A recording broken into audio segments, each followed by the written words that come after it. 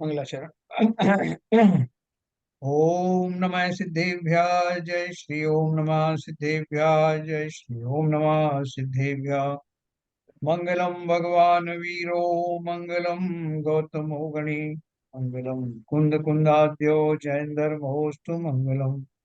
सर्वमंगल मांगल्यम सर्व कल्याण कारकम प्रधानम सर्वधर्माणां जयनं जयतु शासनम। जैनं जयतु शासनं जैनं जयतु शासनं। नमः समय साराय स्वानुभूत्या चकाशते चित् स्वभावाय भावाय सर्वभावांतरच्छिदे।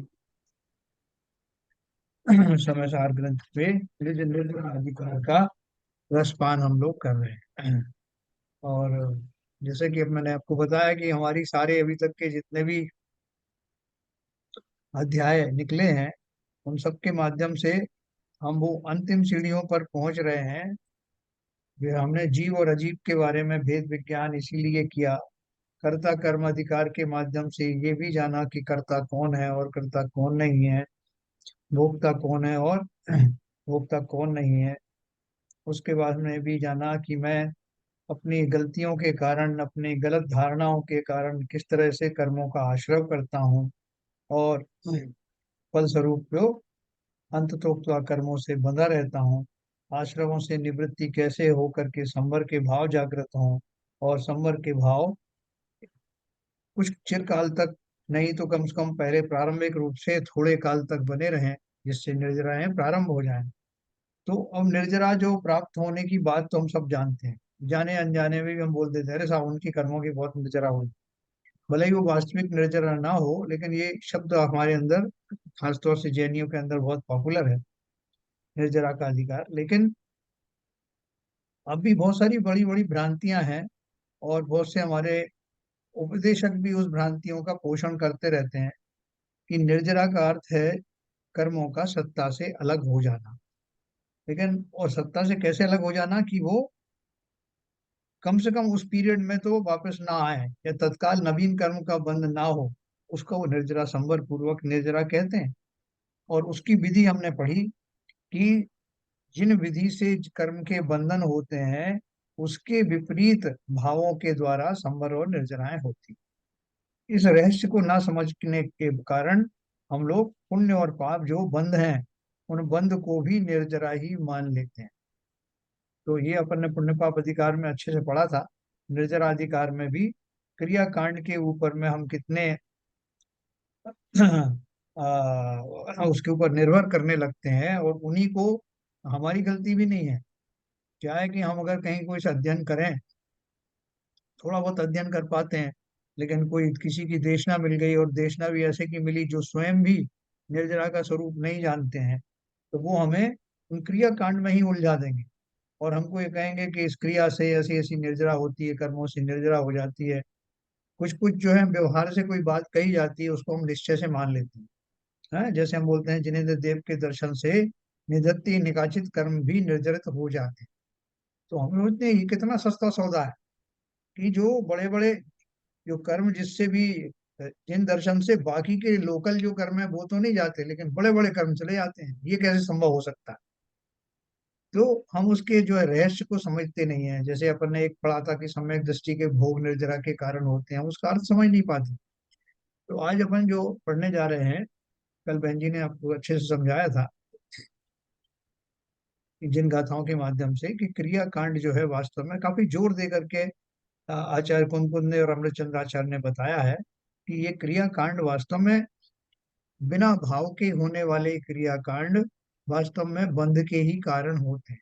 और वो दोनों तरह के बंध हो सकते हैं, शुभ और अशुभ दोनों ही बंध। हमें तो कोई भी तरह का बंध नहीं चाहिए, लेकिन इन दोनों में से ही अवश्य होते हैं। क्यों होते हैं? क्योंकि हम वो क्रियाकांड इस तरह से करते हैं और 90% तो हमारे भाव उनमें जुड़ते नहीं। 90% हम अगर चाहे चाहे के भी सोचेंगे नहीं साहब मैंने अभी कुछ सुन के आया हूँ मुझे भाव लगाना है, तो वो ऊपर ऊपर से भाव लगते नहीं।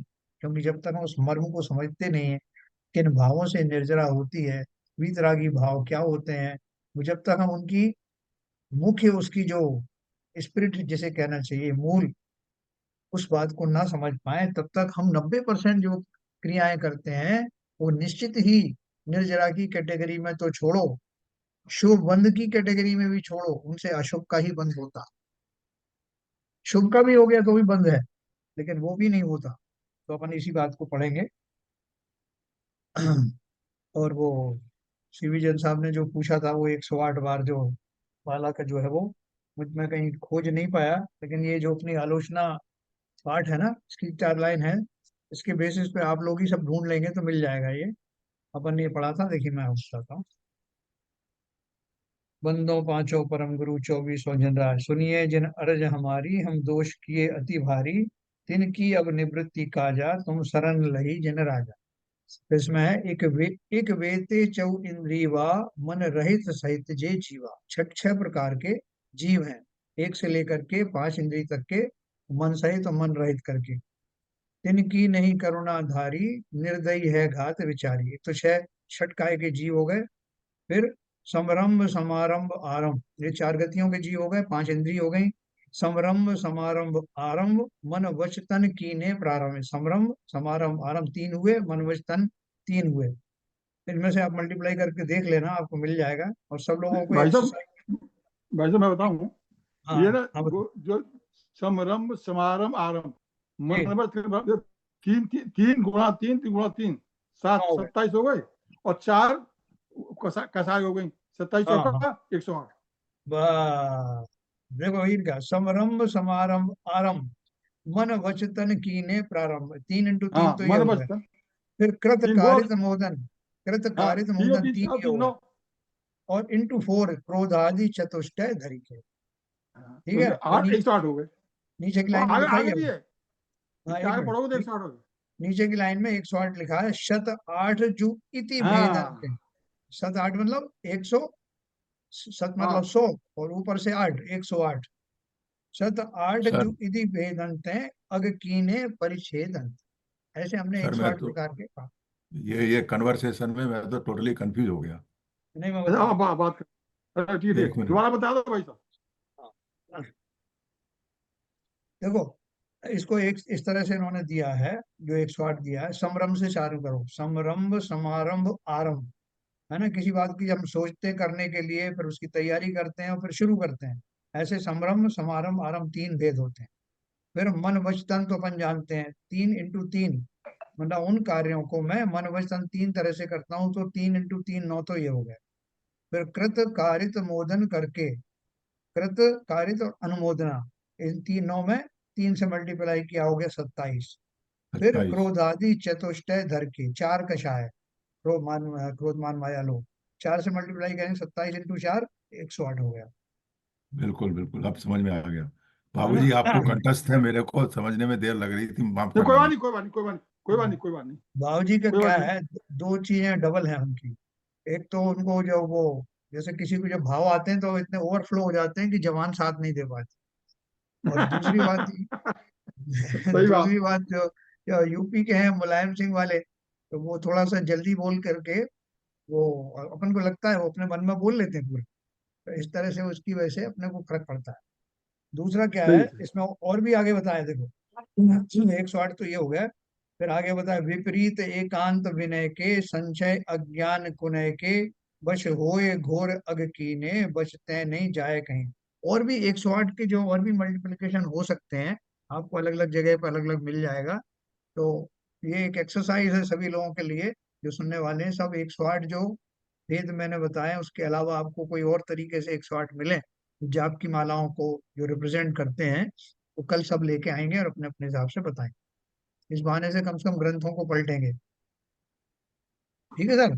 मैं तो अपनी तो बता दी था, मैं तो अपनी बता दी है वो इसके अलावा हम करनी है कुछ भी। नहीं, आपने बताया, मैंने इसलिए सीधी वो आलोचना पाठ में ढूंढा पहले, और जो उसके बहराला जी की किताबें ढूंढी मैंने कि 108 कहीं मैंने और भी पढ़ा था, तो नहीं मिला, तो फट नहीं, से आपने मैंने ही यही बताया था निकाला। भाई साहब, ये मैंने ही बताया। आपने ही बताया हमको। अब आप याद भूल गए तो मैं कह नहीं सकता। जी आपने ही बताया था, वो मुझे हाँ, याद है। नहीं ये तो मुझे मालूम है कि मैंने बताया था, लेकिन मैंने किसमें से देख के बता दी, ये मुझे याद नहीं। एनीवे, चलिए अभी अपन चल रहे हैं अपने मुख्य विषय के ऊपर। निर्जरा के ऊपर। देखो इसको, इस अध्याय को और अब जो आने वाली गाथा है बहुत अच्छे से समझना। कल बहन जी ने बहुत अच्छे से पढ़ा था, उनके तो पढ़ने से ही जो है वो क्लैरिटी आ जाती है, समझ में आता है कि क्या कहने जा रही हैं। मैं उसी बात को जो उन्होंने बताया था उसको थोड़ा सा और रिवाइज करूंगा, रिपीट करूंगा, जिससे हमको और अच्छे से समझ में आ जाए। क्योंकि ये जो क्रियाएं हैं हमारे जीवन में इतनी घुल मिल गई हैं कि हमने कई बार सुना भी, हम थोड़ी देर मान भी लेते हैं, उस बात को कह भी देते हैं, लेकिन हमारे संस्कार ऐसे पड़े हैं कि उन क्रियाओं को ही हम धर्म मानते हैं। तो देखिए साहब, कहने की बात और है, वास्तव में तो क्रियाओं में ही धर्म है, ऐसा हमारा विश्वास है। जैसा वो मुनि महाराज भी कह रहे थे साहब, निवृत्ति रूप संयम चाहिए, रहे हो साहब, कहने की बात हो रही है, करने में तो यही है, इन क्रियाओं से ही धर्म होता है। हम तो इतने वर्षों से जान रहे हैं इस बात को, न केवल जान रहे हैं, उनकी वजह से ही हम जो, हमको जो कुछ फायदे हो रहे हैं सब उन क्रियाओं की वजह से ही हो रहे हैं। ये सब जो पुण्य हाँ। आदि आप देख रहे हो, जो मेरा ठाट बाट देख रहे हो, हमारी लंबी आयु देख रहे हो, निरोग काया देख रहे हो, इसी क्रियाओं की वजह से है साहब। तो पर ये क्यों ऐसा कह रहे हैं, मतलब उनको कहने तो, वो क्या है, वो थोड़ा सा कहते रहते हैं, निश्चय की बात करते रहते हैं ये वो, लेकिन वास्तव में तो क्रियाओं से ही सब हो रहा है, ऐसा हमारा दृढ़ विश्वास है। और यही हमारा जो विपरीत विश्वास है वही मिथ्यात्व है। और क्यों है वो विश्वास, वो उसका कारण मैं बताऊं। क्योंकि हमारी अभिलाषाएं सांसारिक भौतिक सुखों को या भौतिक आपदाओं से निवृत्ति की हैं, कि वो किन किन प्रकार टल जाए, इसलिए हमने वो वो टल रही है अभी तक। हम तो यही उन्हीं को श्रेय देते हैं कि सवेरे मैं शांति धारा में मैंने कहा था साहब कि मतलब मेरे पिताजी जो है स्वस्थ हो जाएं, इसके लिए शांति धारा, गर्भस्थ शिशु की रक्षा के लिए शांति धारा। इसलिए देखो साहब, वो गर्भस्थ शिशु जो अभी 8 महीने का हो गया, इसीलिए हुआ क्योंकि मैंने जोर जोर से शांति धारा में बात कही थी। वो मेरे पिताजी इसलिए सरवाइव कर रहे हैं कि मैंने शांति धारा में उनको उल्लेख किया था। ये हमारी धारणा है, आपकी है, एक की नहीं, 90% लोगों की धारणा है, बहुत तगड़ी है। क्यों? क्योंकि तो हम आकांक्षी हैं, समय दृष्टि जैसे निकांक्षित नहीं है, और कांक्षाएं हमारी भौतिक ही हैं। और हम ये मानते हैं कि जितनी जोर से मैं प्रक्रियाएं करूंगा, क्रियाएं करूंगा, उतना उतना मुझे लाभ होने वाला, इसलिए हम बढ़ चढ़ के करते हैं। बार बार प्रतिमाओं को छूना, बार बार स्पर्श करना, बार बार परिक्रमाएं लगाना, और जोर जोर से कपड़ों से प्रक्षाल करना, ये सब हमारी कमजोरियां हैं, एक व्यक्ति की नहीं है। थोक के भाव में हम सबकी मान्यताएं यही हैं। इसलिए शांति धारा को हमने जो है, क्या कि उसका वो मुनि महाराज ने बोला ना, विनम्र सागर ने, कि उसका एक एक शब्द सुनो, कि मैं कुल वृद्धि, धन वृद्धि और स्वास्थ्य वृद्धि, इन सब की कामना कर रहा हूँ, उनमें एक एक शब्द इसके आए हुए हैं, उनके मांग रहा हूँ जिन्हें देव से। और उसमें बढ़ चढ़ के आप भूत देखो प्रेत, संख्या बढ़ती जा रही है, संख्याएं बढ़ती भूत जा रही प्रेत, हैं। हाँ, भूत भूत प्रेतों प्रेत। का संकट ना आए, दूसरों के मंत्र मुझ पर ना चले, मेरा धन धान्य सुरक्षित रहे, ये सब सीधा सीधा उसमें दिया हुआ है, सीधा निदान है ये। लेकिन हम इसे मानेंगे नहीं, क्योंकि बोले हम किसी ऐसे व्यक्ति का उसमें वो उदाहरण दे देंगे कि उन्होंने कहा था साहब, हम थोड़ी कह रहे हैं, जो हमें सूट करता है हम उसका उदाहरण देंगे। विनम्र सागर जी की हम बात नहीं करेंगे जिन्होंने कहा कि नहीं बिल्कुल गलत है।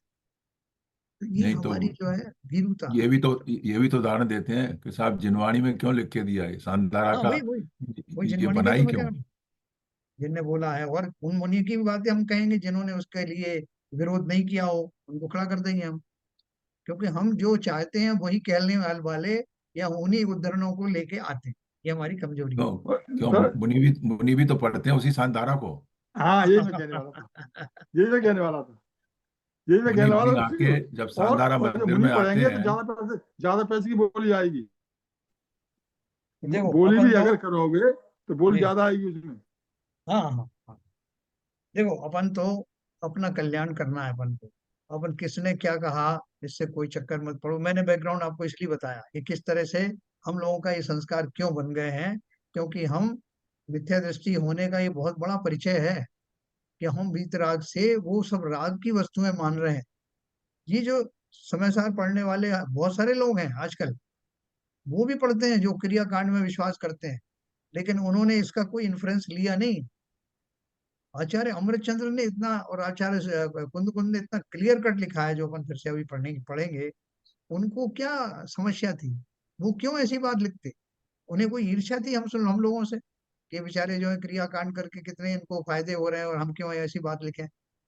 उन्होंने जो बेबाकी से जो है संसार के नियम वो बता दिए। अब आप जानिए कि आप काम कौन सा कर रहे हो।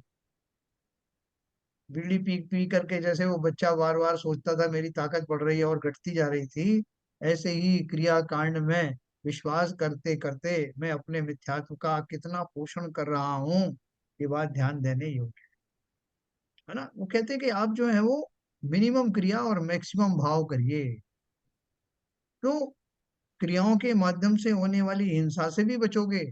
और उन क्रियाओं को करने के लिए जो आपाधापी मची रहती है ना कि तू हट अब मैं करता हूँ, इसको हटा दो, और मैं चतुर्दशी को कलश करूंगा, और मैं अष्टमी को करूंगा, और मैं भला हूँ इसलिए मैं पहले करूंगा, और ये इसमें बीच में मायाचारी कर कर ये सबसे क्या करने वाले हो, सीधा पाप का बंद करने वाले। तो ये सब बहुत बारीकी से सोचना, ये सब हम सबको सोचना है, क्योंकि ये हमारा निजी धर्म है। किसी और के कहने से नहीं, साहब उनको तो कहने दो, अपने ऊपर आ रही बात। तो इसको ध्यान से सुनना, ये गाथाओं को आपको बार बार इतने उग्र रूप से ये गाथाएं मिलेगी नहीं सुनने को।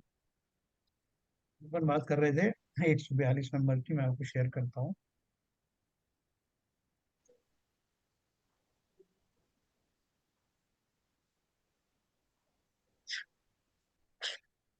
ये बहन जी ने पढ़ा था। पंचाग्नि तप या महाव्रत कुछ भी करो सिद्धि नहीं, जाने बिना निज आत्मा जिनवर कहें सब व्यर्थ है।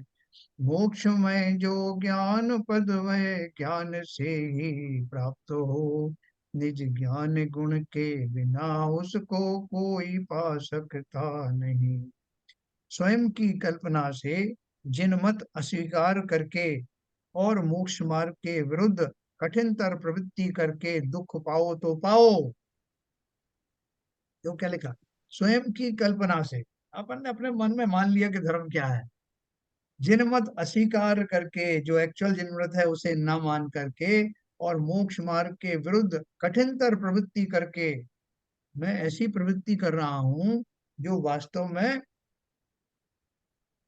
मोक्ष मार्ग को तो ले जाने वाली नहीं है, फिर भी मैं उनमें अपनी काया को ठोंक रहा हूँ, लगा रहा हूँ। है, कोई कहे साहब कितना दुर्धर तप कर रहा है, पंचाग्नि तप आदि ये करते हैं ना, तो पंचाग्नि तप में 5 प्रकार की जो है वो अग्नियां जो है प्रज्वलित की जाती हैं, 5 अग्निकुंड बनाए जाते हैं, विविध प्रकार के ईंधन और उनसे 5 प्रकार की बनाई जाती हैं। और उनके ऊपर में कहीं पेड़ के नीचे, कहीं कहीं और ऊपर उल्टा लटक करके वो लोग तपस्चरण करते हैं। पंचाग्नि तप जो तप करते हैं जो तापसी लोग, ये भी करते थे। जो पारसनाथ जी के ससुर थे ना कमट का जीव, वो ने उसमें भी बहुत पंचाग्नि तप किए। तो बोले इतने इतने भीषण शरीर को कष्ट दिए, जो बिल्कुल मोक्ष मार्ग के विपरीत थे, इतने जीवों की हिंसा करके, इस तरह के भाव रख करके, तपस्चरण आदि को अपनी पूजा आदि का दम्भ करके, ऐसे बहुत सारे भाव।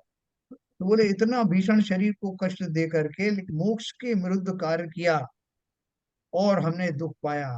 बोल रहे हैं स्वयं की कल्पना से जिन मत अस्वीकार करके और मोक्ष मार्ग के विरुद्ध कठिनतर प्रवृत्ति करके दुख पाओ तो पाओ, अथवा आत्मज्ञान बिना किए गए जिनागम कथित महाव्रतादि और तप के भार से भग्न होते हुए चिरकाल तक क्लेश भोगो तो भोगो, किंतु साक्षात मोक्ष स्वरूप स्वयं संवेद्यमान निरामय इस ज्ञान पद को ज्ञान गुण के बिना किसी भी प्रकार से प्राप्त नहीं किया जा सकता।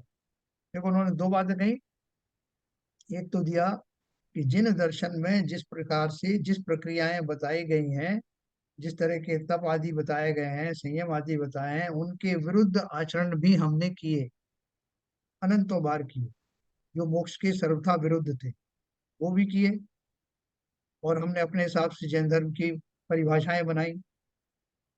उसके बाद बहुत सारे लोगों ने, जिन्होंने जैन कुल में जन्म हुआ, उन्होंने वो पंचाग्नि तप आदि तो नहीं किए, उन्होंने वही व्रत धारण किए जो जिनमत में बताए, पंच महाव्रत आदि पालन किए उन्होंने, कथित महाव्रत आदि और तप के भार से। लेकिन क्या कमी रह गई उन्होंने, आत्मज्ञान के बिना। तो उसके आत्मज्ञान के बिना किए जाने वाले वो व्रत आदि अपन बोलेंगे तो बढ़िया साहब, आत्मज्ञान नहीं है तो नहीं, सही कर तो हो ही रहे हैं पूरी प्रक्रिया। लेकिन यहाँ जो बहुत सूक्ष्म बातें हैं, ये आत्मा आत्मा का संबंधित ग्रंथ है, जिसमें सीधा लिखा है कि इन सब प्रक्रियाओं से जिनमें आत्मज्ञान नहीं था, उससे भी चिरकाल तक क्लेश भोगे तो भोगो। है, आप बोलोगे साहब इनसे क्लेश क्या होंगे? अगर मैंने बिना आत्म ज्ञान के बिना या सम्यक दर्शन के बिना वो सब किए, तो ऐसी कौन सी आफत आ गई जो आप इतनी गलतियां हमें हमारी बता रहे हैं, और इससे हमें कौन से कष्ट मिलेंगे? तो बोले भैया, कष्टों की तो बात ही मत करो। अपन तो उसमें पढ़ते हैं ना आदिनाथ भगवान की वो जयमाला में पूजन में, कि प्रभु कोई एक पुण्य संयोग से मैं तो पायो स्वर्ग निवास हो, देवांगना संग रमी रहो प्रभु। है ना? वो सब अपन पढ़ते हैं कि उसमें कितना कितने संयोग मुझे मिले। तो फिर बोला कि फिर मेरा क्या हुआ, जब 6 मास रह गए तो देव तिथि सब घट गई। हाँ, फिर पायो तन संताप, वो सारे है ना उसमें, मुझे ठीक से याद नहीं आ रहा। फिर उसमें ये भी लिखा है कि मैं देव गति से एक इंद्रिय में चला गया, उन भोगों के भोग भोगने के भावों के कारण एक इंद्रिय में चला गया, और फिर चिरकाल तक वहां रहा। कहने का अर्थ क्या है कि मैंने अगर आत्मबुद्धि के बिना महाव्रत आदि पालन भी किए तो खोटे पुण्य का ही संचय किया, और उस पुण्य के माध्यम से जब उनको भोगा तो फिर पाप में कन्वर्ट हुआ। ऐसा मैंने अनेकों बार ये प्रणाली अपनाई, और मैं दुख के स्वरूप इसका साक्षात, इसका साक्षी है मेरा ये शरीर, मेरा ये जन्म, जो अब तक संसार में भटक रहा है। ये सीधा प्रमाण है। अगर वो सही होता तो मैं कब का अब तक मोक्ष चला गया होता। तो इसलिए उन्होंने बोला कि चाहे आप जो है पंचाग्नि तप करो, चाहे जैनियों वाले तप करो, लेकिन आत्म ज्ञान के बिना, सम्यक दर्शन के बिना किए जाने वाले ये समस्त क्रियाएं आडंबर ही हैं, फलहीन हैं, इनका कोई फल नहीं। और उनके फलस्वरूप मैं क्लेश भोग रहा हूँ, निरंतर उसमें लगा हुआ हूँ, फिर अगले भाव में जाता हूँ, फिर यही प्रक्रियाएं जारी करता हूँ। किंतु साक्षात मोक्ष स्वरूप स्वयं संवेद्यमान निरामय इस ज्ञान पद को ज्ञान गुण के बिना किसी भी प्रकार से प्राप्त नहीं किया जा सकता। अगर कर सकते तो वो जो तीर्थंकर आदि हैं, वो अंतिम समय में काहे के लिए दीक्षा धारण करते? स्वर्ग से कपड़े आ रहे हैं, स्वर्ग से भोजन आ रहा है ना, सारी कोई समस्या नहीं, निष्कंटक राज्य भोग रहे हैं। चक्रवर्ती 96,000 रानियों के बीच, निधियों और रिद्धियों के बीच में कितना बढ़िया सुखी जीवन व्यतीत कर रहा, उसको छोड़ करके बीच में ही दीक्षा धारण कर लिया। क्यों? पागल तो नहीं थे ना वो? तो इसलिए वो बोले कि क्योंकि नियम सभी के लिए यही है। आगे लिखा, साक्षात मोक्ष स्वरूप जो यह ज्ञानानंद स्वभावी निज भगवान आत्मा है, उसे आत्मोन्मुखी ज्ञान से ही प्राप्त किया जा सकता है।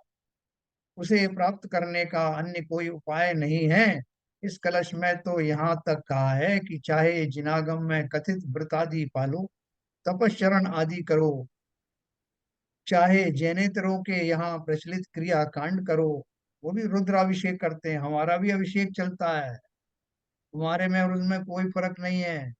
क्योंकि वो भी मांग पूर्वक, चाहत पूर्वक, उसे रुद्राभिषेक कह लो या जो भी कह लो, अपने अभीष्ट की प्रतिमा के ऊपर जलाभिषेक करते हैं। और हम में उनमें क्या फर्क है? वो अब उनको शंकर भगवान बोलते हैं तो हम अपने उसको आदिनाथ भगवान बोलते हैं, शांतिनाथ भगवान बोलते हैं। बोलने से क्या है? कर तो हम भी वो ही रहे हैं, मांग भी हम वो ही रहे हैं। तपश्चरण आदि करो, चाहे जैनेतरों के यहाँ प्रचलित क्रियाकांड करो, तप आदि तपो, किंतु आत्मज्ञान के बिना आत्मोपलब्धि संभव नहीं है। सर, जो बात विगत, हाँ बोली। ये पिछले उसमें ये आया था स्वयं संवेद्यमान, इसका क्या अर्थ है?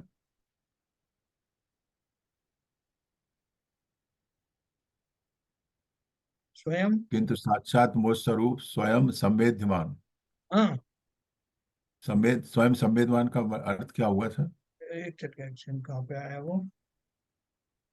इसी के पहले वाले पैराग्राफ में इसी के पहले। निकल गया, ऊपर ऊपर ऊपर। नीचे लो, नीचे लो, इससे पहले वाले पैराग्राफ, हाँ, लास्ट स्वयं लाइन। की कल्पना, स्वयं की कल्पना वाले में ये वाला ये, साक्षात मोक्ष हाँ, स्वयं स्वरूप की कल्पना में लास्ट लास्ट लाइन लीजिए।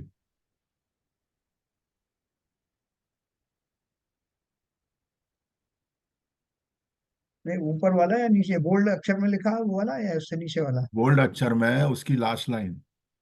किंतु साक्षात मोक्ष स्वरूप स्वयं संवेद्यमान हाँ, निरामय इस ज्ञान पद को ज्ञान गुण के बिना, मैं आपको ये बताने वाला था क्योंकि ये और आगे से और अच्छे से एक्सप्लेन किया, मैं आपको वहां बताने वाला हूँ स्वयं संवेद्यमान का अर्थ क्या है। अभी ओके यहाँ भी ओके। बता देता हूँ, यहाँ भी बता देता हूँ। संवेद्यमान मतलब जो आत्मा स्वयं के अनुभव के बिना प्राप्त नहीं की जा सकती, उसके अलावा और कोई तरीका नहीं। जैसे भोजन की प्राप्ति, हम बोले साहब भोजन प्राप्त करिए, तो भोजन प्राप्त करने का तरीका क्या है? उसे कान में डाल लूं, आंख से देखूं घूर करके, नाक से सूंघूं, तो प्राप्त हो जाएगा? प्राप्त करो, थाली में भी रखा है तब भी कहें साहब प्राप्त करिए इसको, तो प्राप्त करने का क्या तरीका है? उसको जबान पर रखूं, जीभ पर रखूं और उसको उदरस करूं, ये उसका प्राप्त करना है। ठीक उसी प्रकार से आत्मा की प्राप्ति किसी और तरीके से नहीं हो सकती, स्वयं ही उसका संवेदन वेदन करने से ही आत्मा की प्राप्ति होती, और कोई तरीका नहीं। समस्त इंद्रियों ठीक है। के जो भोग हैं उनकी प्राप्ति उन उन विषयों के उन उन इंद्रियों तक पहुंचने से ही होता है। साहब ये सुगंधित वस्तु है, इसका रसपान करिए, रसपान कहें या इसको अंगीकार करिए, इसको प्राप्त करिए, तो कैसे प्राप्त करूंगा? सुगंधित फूल रखे हैं तो आंखों से प्राप्त करूं, ये जीभ से प्राप्त करूं, ये कानों से प्राप्त करूं? नहीं साहब, उसको सूंघिए, उसका जो है जो गंध है उसको अंगीकार करिए। तो उसी प्रकार से आत्मा की प्राप्ति का एक ही तरीका है कि स्वयं ही मैं उसका वेदन करूं, किसी और के वेदन करने से मुझे मिलने वाला नहीं, शरीर आदि के वेदन करने से मिलने वाला नहीं, उसके गुण गा लेने से शब्दों में अरे आत्मा धन्य है, मिलने वाला नहीं। मैं ज्ञानानंद स्वभावी हूँ, खूब जोर जोर से चिल्लाओ, क्या होने वाला?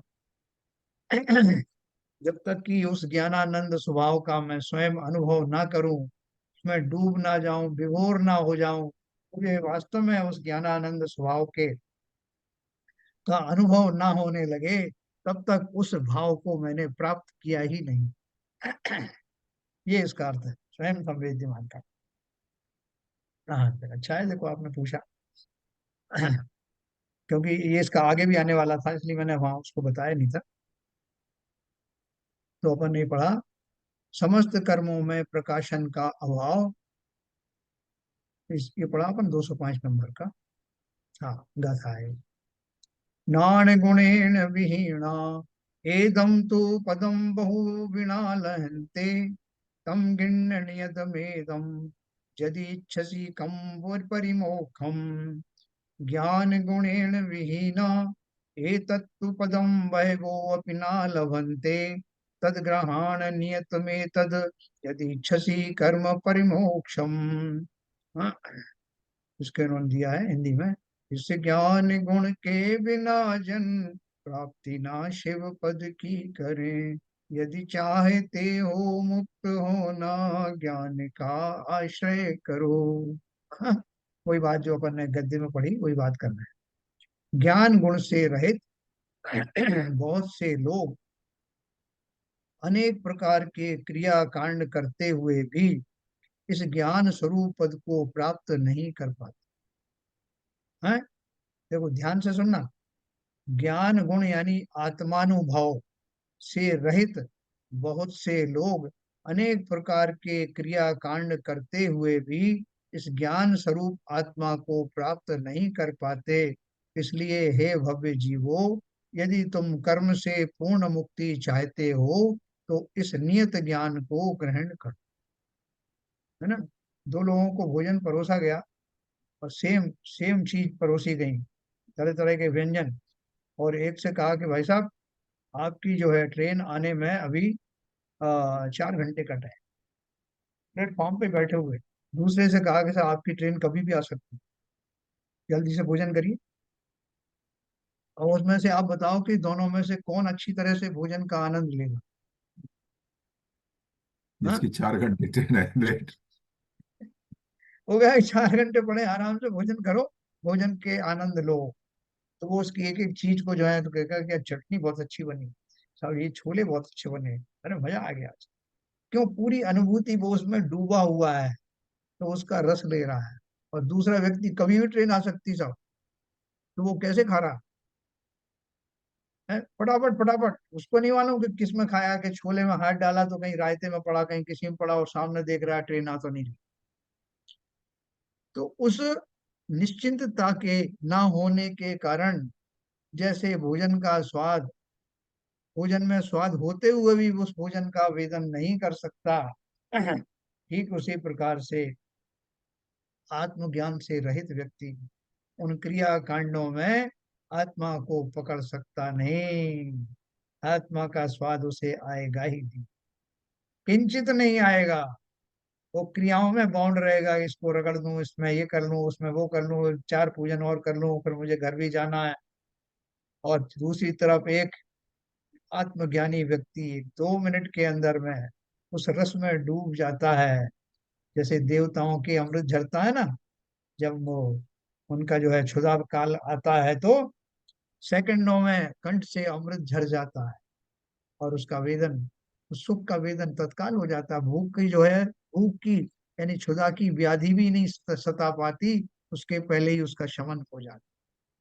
ठीक उसी प्रकार से ज्ञानी व्यक्ति 1 सेकंड के अंदर जिन प्रतिमा के सामने खड़ा होकर उस आत्मानुभूति में डूब जाता है, उसका परम रस का अनुभव करता है और निकल लेता है। और हम और आप घंटों खड़े हुए जय जय नाथ परम गुरु वो करते रहते हैं, और एक क्षण भी उस आनंद को प्राप्त नहीं कर सकते। इसलिए हे भव्य जीवो, यदि तुम कर्म से पूर्ण मुक्ति चाहते हो, तो इस नियत ज्ञान को ग्रहण करो। नियत ज्ञान के 2 अर्थ हैं, जो निश्चित किया गया है वो, और निश्चय ज्ञान, दोनों एक ही बात। क्या निश्चय ज्ञान है? कि आत्मा के अनुभव के बिना किसी भी प्रकार से आत्मा के संबंधी आनंद को प्राप्त नहीं किया जा सकता, निर्जरा को प्राप्त नहीं किया जा सकता। इस गाथा का भाव आत्मख्याति में इस प्रकार स्पष्ट किया गया। आज पूरी डूब जाना इसमें, 2-3 दिन ये चलेगा, ये इसमें डूब जाना, और अपने आप को समझना कि मैं क्रिया कांड में जितना टाइम देता हूँ, उससे अगर मैं 1/100 समय भी स्वा को दूं, अपने चिंतन को दूं, जो मैं आपको समझा रहा हूं, तो धन्य हो जाऊंगा। निश्चित होकर के करना, जैसे सम्यक दृष्टि करता, निशंकित आदि भाव से करना, जो हो सो हो, कुछ अन्यथा होगा भी नहीं, और हो सो हो, ऐसी दृढ़ता अगर मुझ में आ गई अभी, तो सम्यक दर्शन दूर नहीं है। यही तो लक्षण है सम्यक दर्शन धारण करने। इस गाथा का भाव आत्मख्याति में इस प्रकार स्पष्ट किया। समस्त कर्मों यानी क्रिया कांडों में प्रकाशन का अभाव होने से, कर्मों यानी क्रिया कांडों से ज्ञान यानी आत्मा की प्राप्ति नहीं होती है। किंतु ज्ञान, ज्ञान यानी आत्मानुभव से ही ज्ञान का, आत्मा का प्रकाशन होता है। प्रकाशन होता है मतलब स्पष्ट दिखाई दे। इसलिए मात्र ज्ञान से ही ज्ञान की प्राप्ति होती है, ज्ञान द्वारा ज्ञान की प्राप्ति। इस कारण बहुत से ज्ञान शून्य जीव अनेक प्रकार के कर्म यानी क्रिया कांड करने पर भी इस ज्ञान पद यानी आत्मा को प्राप्त नहीं कर पाते, और इस ज्ञान पद को प्राप्त नहीं कर पाने से वे कर्मों से मुक्त भी नहीं होते। जैसे मैंने आपसे बताया ना, कि हम और आप सब जो है सुन तो लेते हैं ये सब बात, लेकिन करते फिर भी वही हैं। तो क्यों करते हैं? बताओ भाई, सब लोग बताओ, हम क्यों करते हैं ये सब? हमने पढ़ा भी है शास्त्रों में कई बार कि इन क्रियाकांड से कुछ नहीं रखा है, इनमें नहीं उलझना है, फिर भी हम क्यों करते हैं? और बिना हमारे किसी अपराध संस्कार को। संस्कार पड़े हुए हैं सर। हमारे संस्कार ऐसे पड़े हुए हैं, आदत से हाँ, मजबूर हैं। हाँ, संस्कारों से जब तक निवृत्ति नहीं मिलेगी तब तक हम नहीं उसको छोड़ पाएंगे। एक तो ये बात आपने कही कि हमारी आदतें पड़ी हैं। दूसरी बात ये है तो हमको उसमें कुछ नुकसान भी नजर नहीं आता, है ना। हम बोलते चलो फायदा नहीं तो नुकसान भी क्या है। तो अब आप लोग बताओ ये पढ़ करके कि इससे तीसरी नुकसान है कि नहीं। तीसरी बात एक और है जी। कि हमें माहौल ऐसा मिलता है, हमें हमारे जो पंडित, जो जितने पंडित हैं, जो और जो जो हमें प्रवचन दे रहे हैं, मुनि महाराज वगैरह, ये सब जो जितने भी जो भी हमें माहौल मिल रहा है, जो हमें निर्देशन मिल रहा है कि शांति धारा से सब कुछ होगा, फलाने से सब कुछ होगा। एक एक या दो मुनि कतिपय निकल गए जाए ऐसे बात, 101%, 99% जो मुनि है वो यही उपदेश दे रहे हैं, शांत धारा करोगे तुम्हारा भला होगा, ये करो, ऐसा करो, ऐसा करो, ऐसा करो। दुनिया कर्म कांड की बता रहे हैं। तो भैया हमें तो ये डाउट होता है कि आप सही कह रहे हो कि वो सही कह रहे हैं। बिल्कुल सही कह रहे हो। वो इसलिए अभी वो आए थे ना, प्रमुख प्रमुख सर, कौन से आज नाम थे, प्रभु। हाँ, जो इनके क्या नाम है, विश्व सागर महाराज के ग्रुप के आए थे वो। उन्होंने अपना एक 5 मिनट का प्रवचन दिया होगा, 5-10 मिनट का। तो उन्होंने सबसे पहले कहा कि कुछ नहीं धरा इन सब में, क्रिया कांडों में, ये छोड़ो। हे प्रवृत्ति रूप संयम, नियत प्रवृत्ति रूप जो कुछ कर रहे हो सब बस छोड़ दो, निवृत्ति रूप धारण करो। मत करो पूजन, मत करो ये सब। जितने वहां बैठे थे सब महिलाएं और पुरुष, सब स्तब्ध रह गए।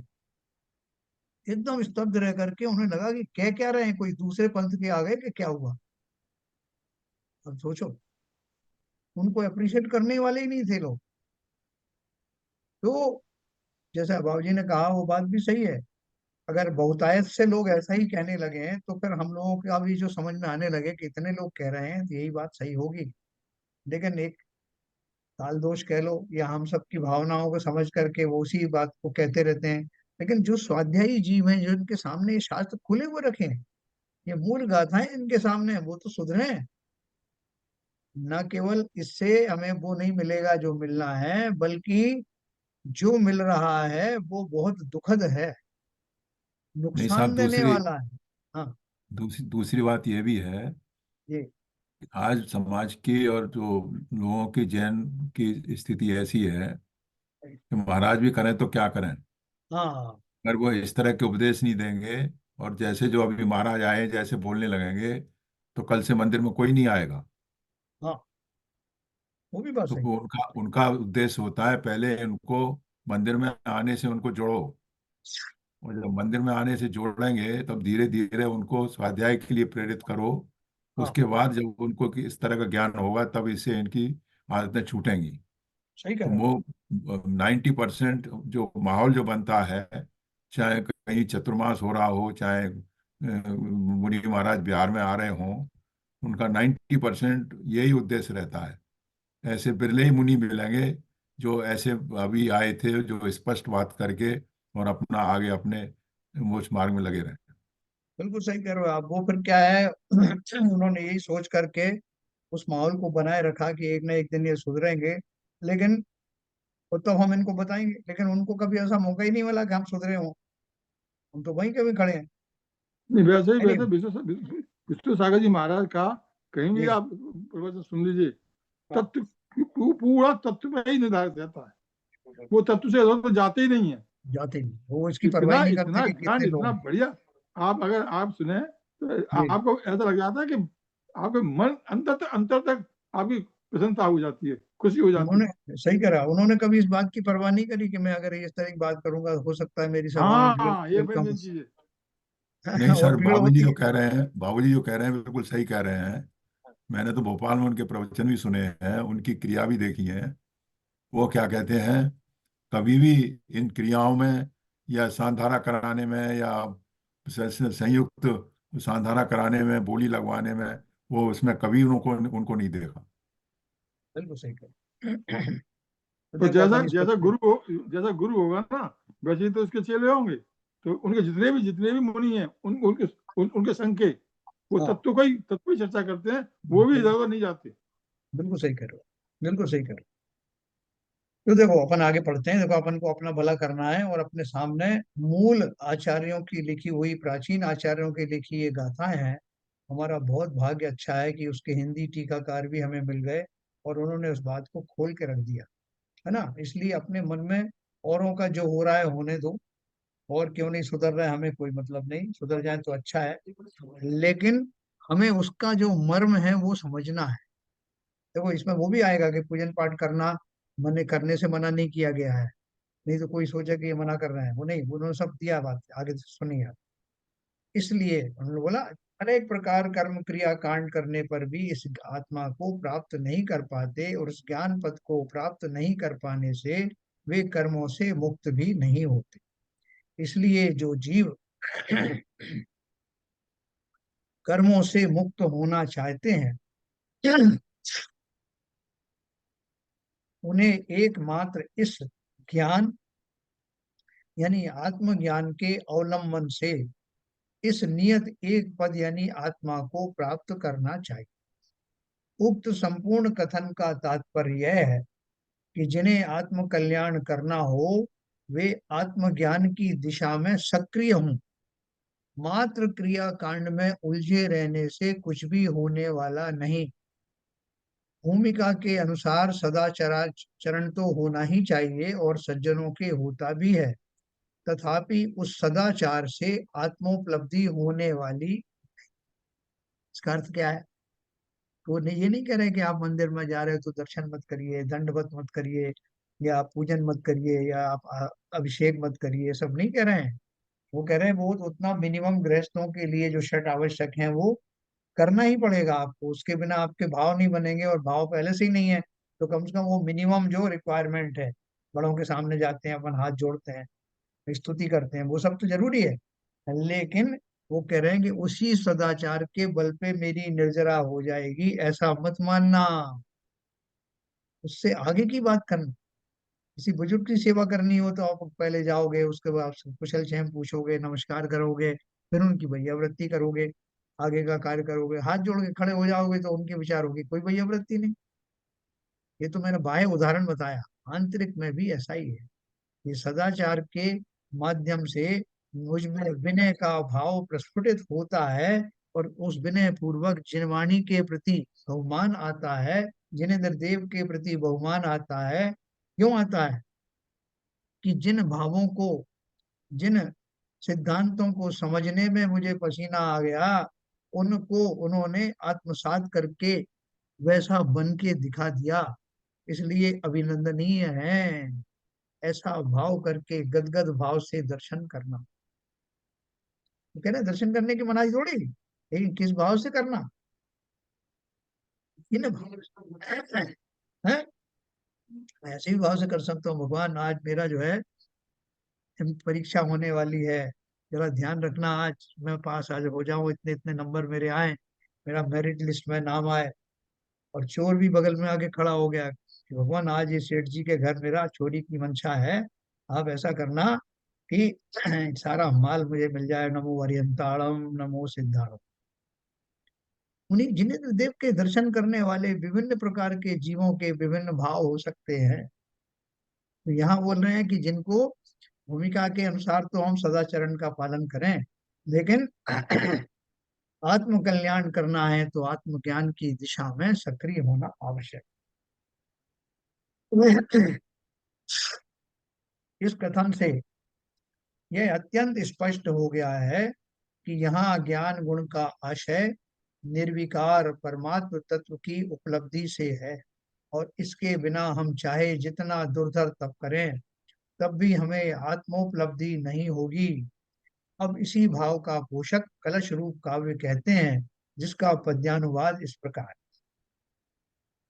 क्रिया कांड से ना मिले यह आत्म अभिराम, ज्ञान कला से सहज ही सुलभ आत्मा राम। अतः जगत के प्राणियों छोड़ जगत की आश, ज्ञान कला का ही अरे करो नित्य अभ्यास। अभ्यास करना पड़ेगा।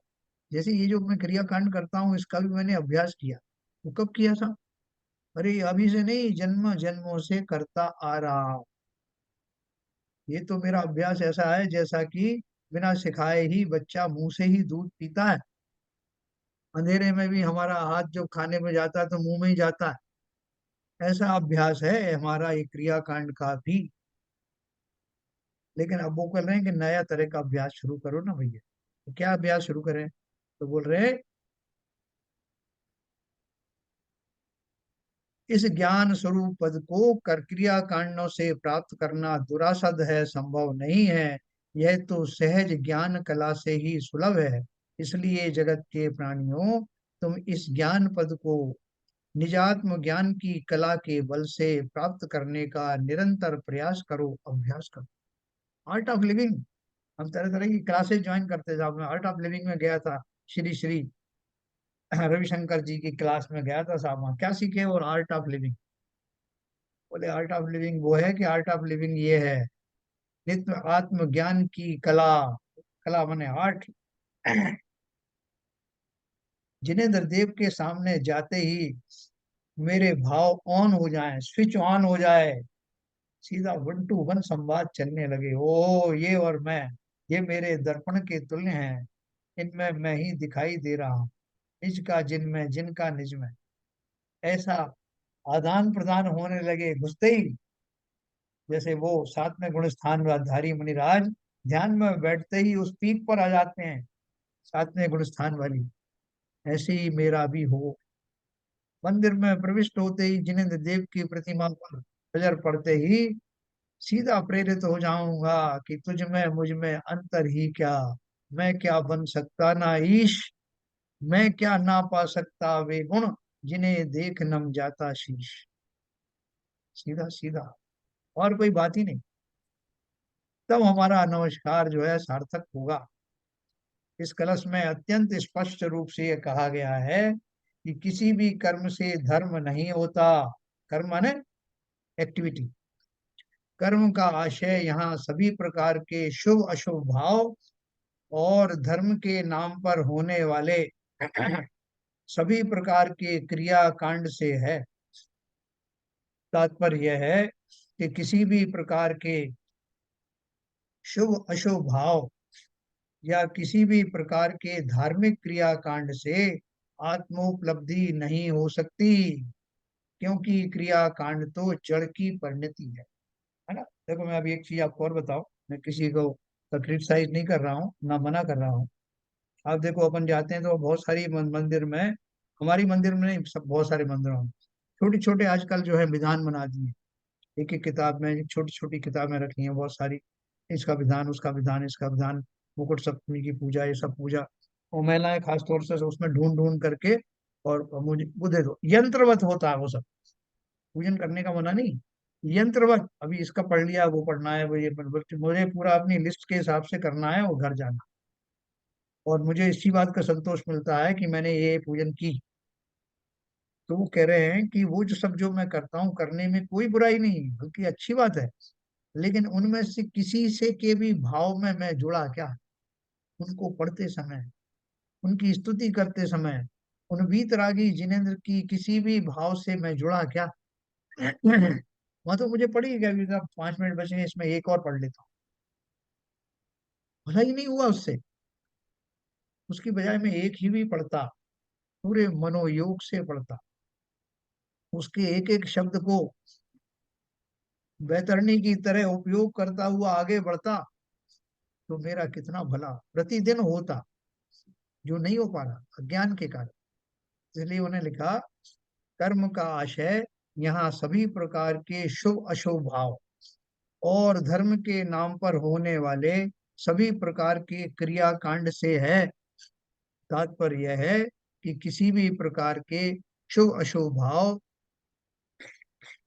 या किसी भी प्रकार के धार्मिक क्रियाकांड से आत्मोपलब्धि नहीं हो सकती, क्योंकि क्रियाकांड तो जड़ की परिणति है और शुभ अशुभ भाव आत्मा के विकारी परिणाम होने से बंध के ही कारण है ना। सर इतनी ये बारीक सुबह बात। सुबह शुभ भाव का मतलब ये पुण्यबंध की बात है? हाँ, पुण्य और पाप दोनों की, नहीं, दोनों की शुभ बात है। शुभ भाव, शुभ भाव की बात शु- कर रहा हूँ। शुभ अशुभ है ना, ये संधि में है। हाँ हाँ, शुभ मैं अशुभ उसमें से मतलब सुबह सुबह शुभ में से शुभ भाव है, वो पुण्यबंध की बात हो रही है।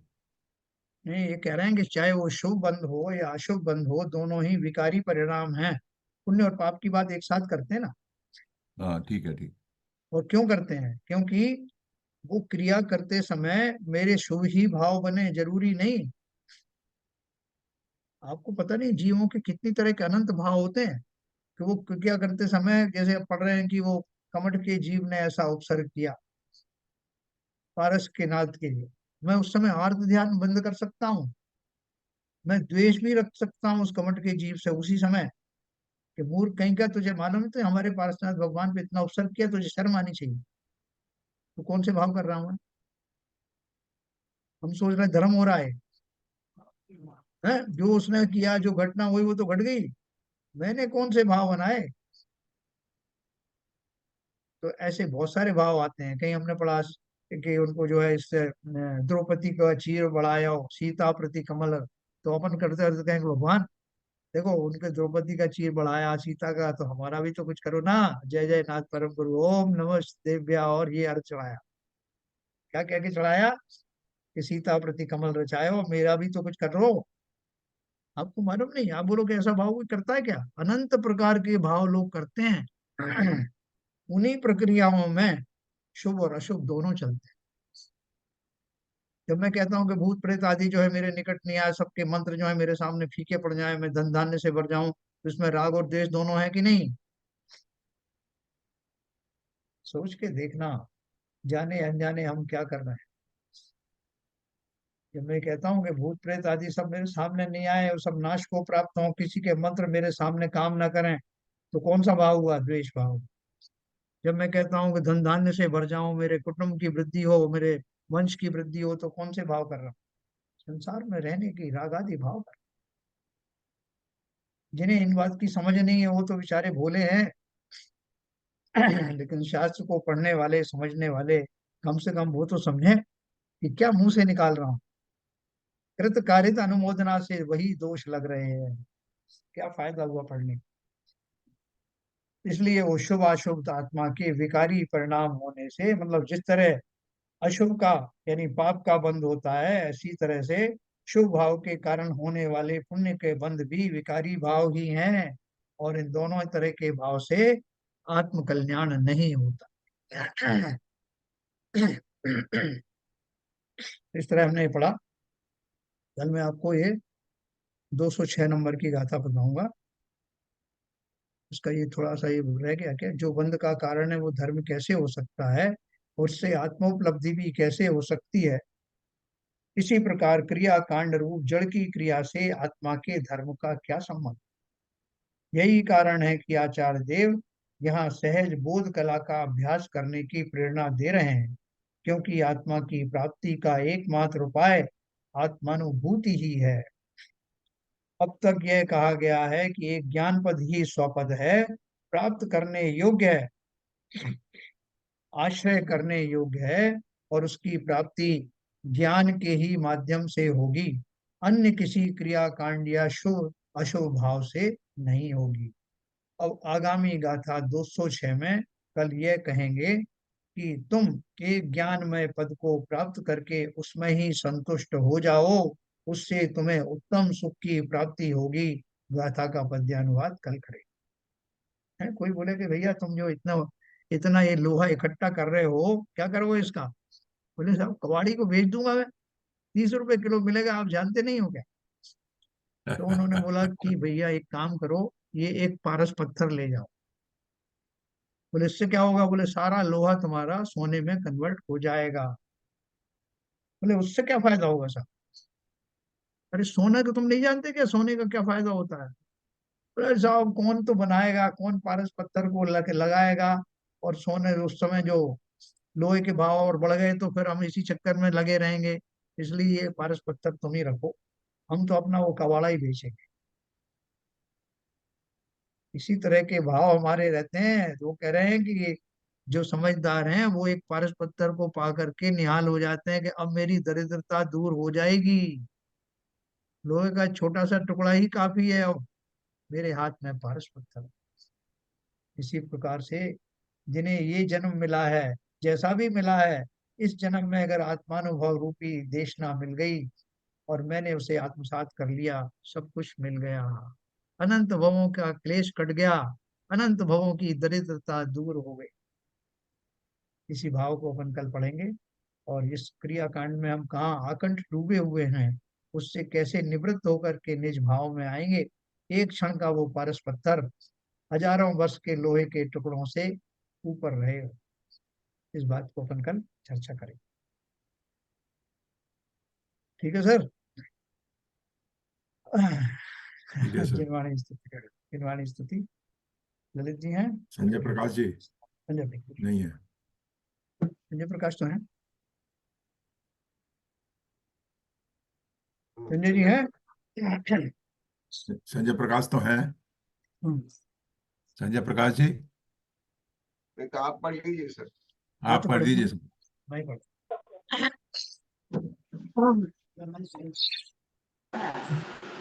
मिथ्या हाँ हो गया। मिथ्यात्म को ज्ञान के प्रकाश देखो, आपा परिवास को भानु से बखानी है।